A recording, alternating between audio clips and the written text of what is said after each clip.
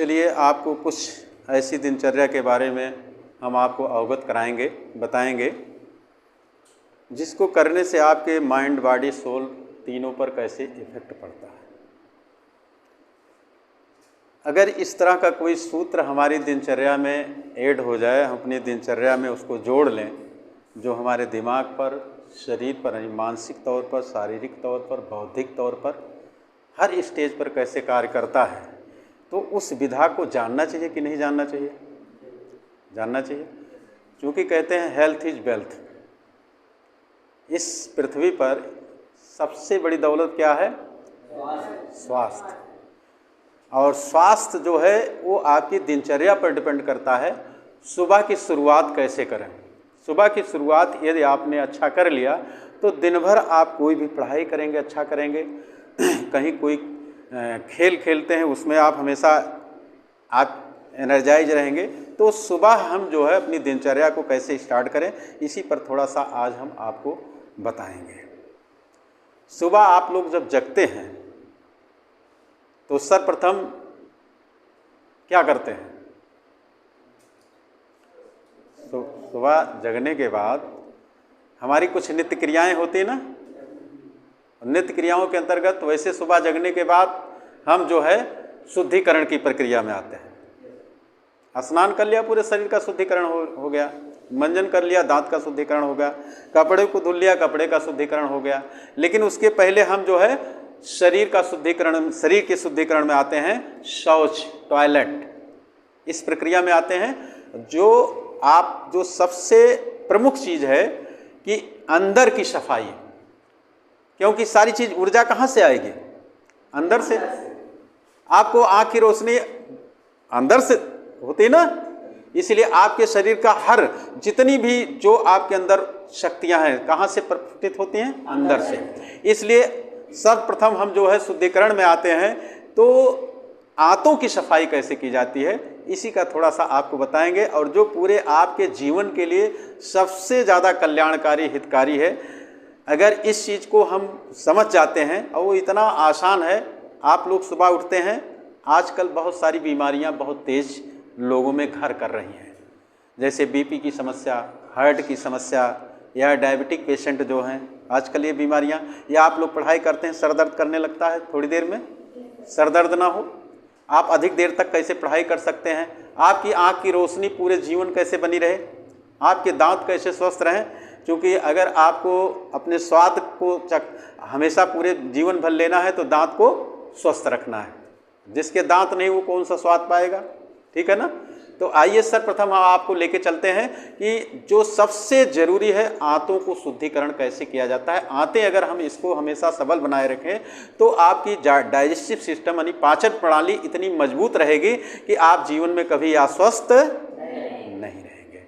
तो इस चीज़ को जानना चाहिए कि नहीं जानना चाहिए? जानना चाहिए। अच्छा, कितने ऐसे हैं जो सुबह उठ करके पानी पीते हैं? सर्वप्रथम चलिए, बहुत अच्छा, ताली बजाइए। ताली, चलिए ताली। अच्छा, ताली जो है, ताली को जब आप बजाइए तो पिटपिटिया ताली मत बजाइए, ठीक है ना। देखो ताली ऐसे बजाई जाती है। अब ताली या हथेली आपकी लाल हो जाए। अभी आपको कुछ पॉइंट का ज्ञान करा देता हूँ। यहाँ आँख की पॉइंट होती है, ये दोनों, इस अंगुली के बीच में। यहाँ फिर आपकी कान की पॉइंट होती है, यहाँ किडनी की पॉइंट होती है, फिर ये थायराइड होता है, फिर इसके पीछे कमर की पॉइंट होती है, फिर यहाँ यकृत प्लीहा। मतलब आपके शरीर का सारा, ताली का मतलब अगर आप 2 मिनट कोई ताली ही बजाना सीख जाए, सुबह सुबह पर एक आदत डाल ले, सुबह उठ करके 2 मिनट, कभी जिंदगी में बीपी का मरीज कभी उसको चश्मा नहीं लगेगा, कभी उसका डाइजेस्टिव सिस्टम वीक नहीं, कमज़ोर नहीं होगा, कभी वो मतलब उसके शरीर में फैट, आजकल मोटापा रोग बहुत तेज चल रहा है ना, कभी मोटापा भी नहीं आएगा, ठीक है ना। इतनी महत्वपूर्ण चीज़ है कि ताली बजाने से, क्योंकि आपकी आँख की रोशनी कभी कमज़ोर नहीं होगी, ठीक है ना। आइए चलिए, एक आपने ये सुबह की आदत में डाल लीजिएगा, बहुत अच्छी बात है। आजकल ताली का भी बहुत बड़ा विज्ञान है, इसीलिए भजन कीर्तन में लोग पहले ताली बजाते थे और बीमारी को ख़त्म कर लेते थे। हमारे ये परंपरा रही है जो पूर्वजों ने, जो है ऋषियों मुनियों ने हमको दिया है। तो अब आपको सुबह उठना है। सुबह उठ करके आप लोग उस ईश्वर को पहले धन्यवाद दीजिए और उसने आपको नया दिन दिया, नहीं तो कितने रात में सोते सोते विदाई हो जाती है, ठीक है ना। उस ईश्वर को मुबारकबाद कहिए, उस ईश्वर को धन्यवाद दीजिए जो आपको नया दिन दिया, और एक प्रार्थना उससे जरूर कर लीजिए। इसके बाद आपको सीधे जो है, इस प्रार्थना के बाद आप अपने माता पिता का आशीर्वाद लीजिए। जिसको दुनिया में आगे बढ़ना है वो अपने माता पिता का, क्योंकि इस धरती के भगवान कौन है? माता पिता। क्योंकि जैसे देने वाले को देवता कहा जाता है, देवता किसको कहा जाता है? जो देता है। हम लोग कहीं अर्जी जाते हैं मांगने तो किसी मंदिर में, वहाँ किसी देवी देवता से यही तो मांगते ही तो हैं। और आपके माता पिता आपको बगैर मांगे आपको भोजन दे रहे हैं, कपड़ा दे रहे हैं, आपकी सारी व्यवस्था कर रहे हैं, आपकी सारी सुविधाओं को मुहैया करा रहे हैं, तो उनसे बड़ा कोई भगवान, कोई देवी देवता है उनसे बड़ा? इसलिए सच सच बताओ कितने इसमें हैं जो सुबह उठ करके अपने माता पिता का आशीर्वाद लेते हैं? क्योंकि झूठ बोलना ठीक है ना, तो झूठ नहीं बोलना है, पहली बात। चलिए एक बेटे ने हाथ उठाया, जरा इनके लिए जोरदार ताली बजा देते हैं। बाकी अपने लिए आप लोग ताली बजाइए कि एक ईमानदारी का परिचय आप लोगों ने दिया है। नहीं करते हैं तो कम से कम बता दिया हम सच्चे। चलिए अपने स्वयं के लिए, तो चलिए ये भी अच्छी बात है। अब इसका कभी हम आएंगे तो इस पर थोड़ा हम डिटेल करेंगे, थोड़ा सा चूंकि समय बहुत कम है, आपको थोड़ा सा मैं दिनचर्या पे लेके चलता हूं। सुबह उठ करके आप हार्ट के कभी रोगी ना हो।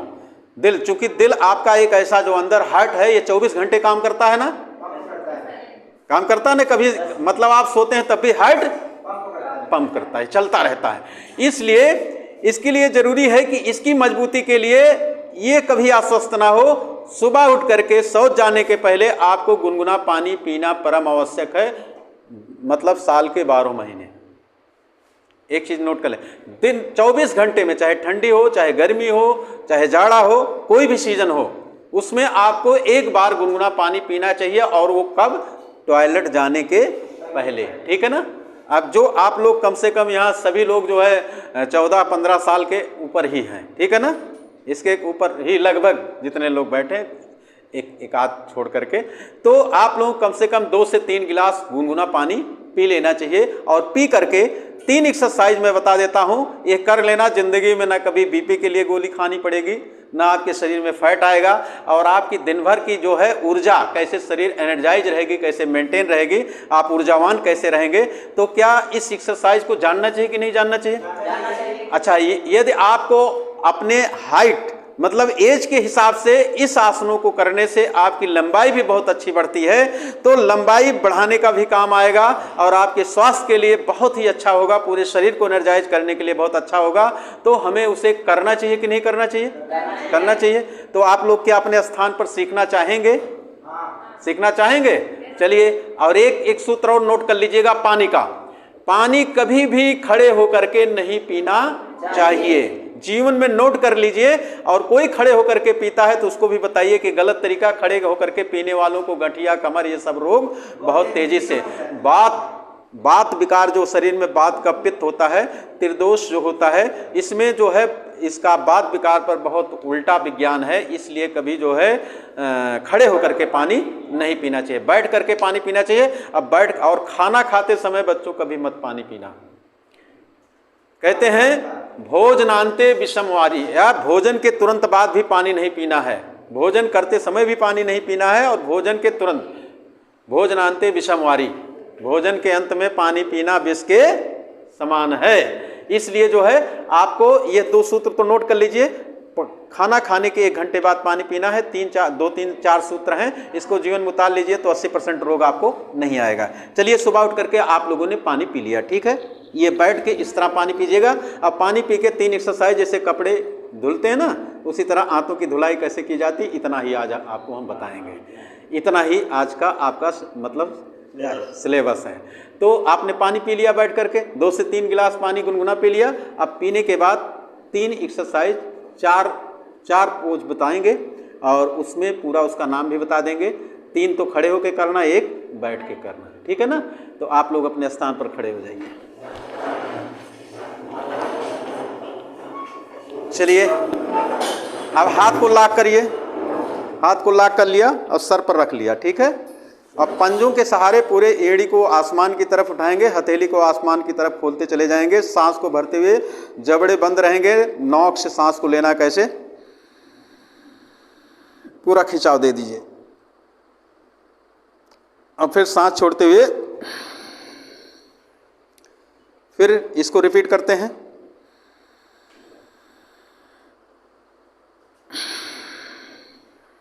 फिर पुनः इसको 10 टाइम 10 बार कम से कम कर लेंगे, ठीक है ना। 10 बार करने से मुश्किल से 1 मिनट से 1.5 मिनट लगेगा, जल्दी जल्दी आप कर लेंगे तो आपका जो सुबह का मोशन होता है वो कम से कम 30% ऑटोमेटिक क्लियर हो जाएगा, ठीक है ना। चलिए अब थोड़ा सा पैरों में फासला करते हैं। हाथों की दीवालों की ऊपर नीचे की धुलाई हुई, कपड़े ये धुलते हैं ना पहले, फिर उसके बाद जो है उसको साइड में धुलते हैं, ठीक है ना। अब चलो हाथ को जरा लॉक करो, लॉक करके पूरा आसमान की तरफ खोल दो, खोल करके फिर थोड़ा सा इसी तरह, अब दोनों हाथ कान से सट जाएं तभी खिंचाव होगा, ये भी उस पूरी एंगल आपको वो जो है क्लियर जानना है। फिर आगे वापस, फिर दूसरे साइड में। अब साइड में जो है कभी आपका वेट नहीं बढ़ेगा, नहीं तो कुछ लोगों का कमर जो है कमरा हो गया आजकल, ठीक है ना। साइड में वेट बहुत ज्यादा लोगों का बढ़ जाता है, तो ये साइड का वेट कभी जीवन में बढ़ेगा नहीं, ठीक है ना। ये इसको कहते हैं, ऊपर वाले को ऊर्ध्व ताड़ासन, इसको तिर्यक ताड़ासन कहते हैं, ठीक है ना। अब इसके बाद जो है सावधान की स्थिति में आ जाएंगे, कट चक्रासन, आसनों का नाम बता दे रहा हूं। हाथ को सीधा सामने खोलेंगे, ये कमर भी इससे कभी कमर का गर्दन का बहुत अच्छा ये व्यायाम है। अब आप हाथ जो है हाथ के दोनों हाथ के बीच से निगाह को ऐसे नीचे की तरफ लगाएंगे, हाथ घूमेगा, सर घूमेगा, पैर स्थिर रहेंगे। बाएं से चलते हैं दाहिने एड़ी को देखेंगे, दाहिने से चलते हैं तो बाएं एड़ी को, बाएं से चलेंगे दाहिने एड़ी को, इस तरह से। ये पीछे तक आप जाएंगे, यहाँ थोड़ा जगह हमारे लिए कम पड़ रही है, जितना मुड़ सकते हैं उतना मुड़िए, ठीक है ना। अब इसी बहाने जिसका जो है गर्दन का पूरा गर्दन मूव कर रहा है, कमर मूव कर रही है, तो कमर की समस्या कभी जीवन में नहीं आएगी, या गर्दन से संबंधित आजकल सर्वाइकल वगैरह बहुत तेज चल रहा है। चलिए दूसरे साइड में इसी तरह से, ये पूरा पीछे जाएंगे। देखो हाथ, आप लोगों का हाथ जब सीधा, अब यहां मुझे जगह कम पड़ रही ना, नीचे आ जाएंगे, कितने को दिखेगा नहीं। चलिए ये देखिए पूरा ही हाथ मोड़ते हैं, अभी देखिए मैं कैसे मोड़ रहा हूं, ये इस तरह पूरा ऐसे ऐसे ऐसे, देखो पूरा पूरा मैंने मोड़ दिया ना, ये इस तरह से पूरा एकदम जितना। शरीर को कैसे रखना है, जैसे गेंद होती है ना, गेंद में कभी स्क्रैच आता है, गेंद को कितना दबाओ और कितना पटको उसमें स्क्रैच, वैसे शरीर को जब आप शरीर की एक्टिविटीज को कुछ ऐसे सुबह के दिनचर्या में आप मेंटेन कर लीजिए, तो कभी आपके शरीर में जो है कभी जो है अकड़न जकड़न या आपके जो है हड्डियों में कभी कोई कमजोरी नहीं आएगी, ठीक है ना। अब ये आपका जो है कट चक्रासन हो गया। फिर अगला शंखासन होता है। हमारी आंतें जो है शंख के आकार की होती हैं, तो अब आंतों को जैसे कपड़े को फिर निचोड़ते हैं ना, फिर कैसे आंतों को निचोड़ेंगे, जरा आप बैठ जाइए ऐसे, आप वही जगह बना के, ठीक है बैठ पाइए, बैठिए नहीं देख लीजिए, ठीक है ना। अब देखिए जो जिनको जगह हो कर सकते हैं, और नहीं तो अब जरा दोनों हाथ को घुटनों पर रखिए, ये रख लिया, एक घुटने को एक पैर के पंजे पे ले जाएंगे और दूसरे को सर को ऐसे मोड़ देंगे। फिर इसके बाद दूसरे साइड में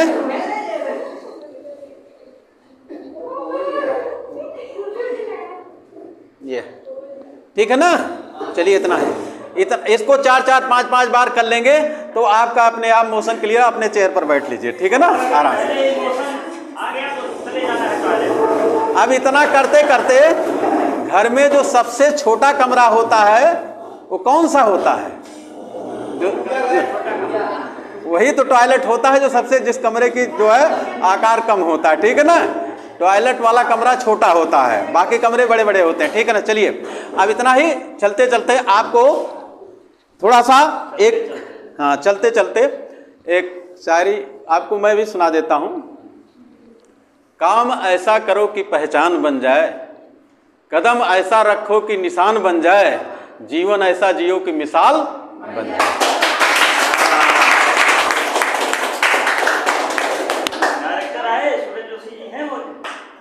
तो अब अगर आपको थोड़ा सा मैं चलते चलते एक चीज और सीख दे देता हूं, कितने बच्चों ने अपना गोल सेट कर लिया है?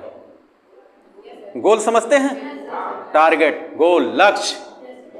अच्छा, अब जिन्होंने अगर गोल नहीं सेट किया है, अब आपको एक उदाहरण मैं बताता हूं।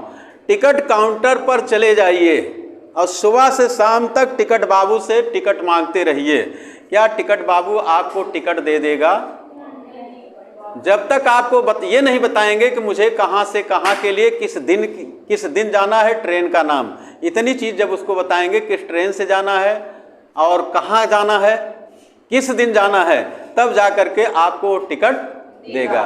ऐसे जिन्होंने अपने गोल को नहीं सेट किया है, आज ही जाकर के अपना गोल सेट कर लेंगे।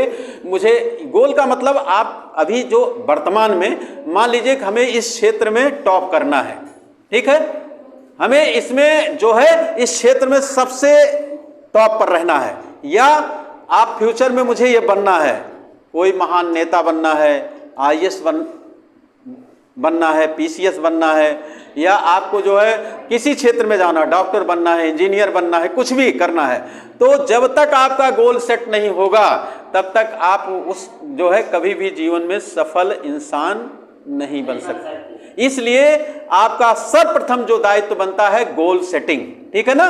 जब आपकी गोल सेटिंग रहेगी तभी आप जो है किसी क्षेत्र में, चूंकि वो अपने आप शक्तियां आपके अंदर से आएंगी कि हमें क्या बनना। और गोल सेट करने के बाद केवल वो यही नहीं, गोल सेट करके कैसे आप उसके लिए अपने को तैयार करेंगे, ये सबसे महत्वपूर्ण चीज है।